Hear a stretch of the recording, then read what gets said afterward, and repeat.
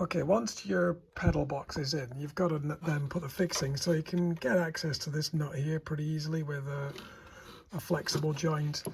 The bolt will go directly in that hole. Obviously I've made a clearance hole here to get at that bolt. You do need a slightly longer one because obviously I've got two thicknesses of 3mm, one for the cylinder bracket and one for the pedal bracket, so I'm using a slightly longer bolt for that.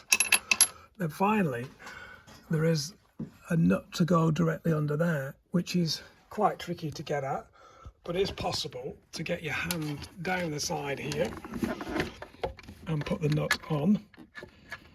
And then what I've devised is this tool here, which I then can slip behind here and then quietly tighten the nut up, if you get what I mean. So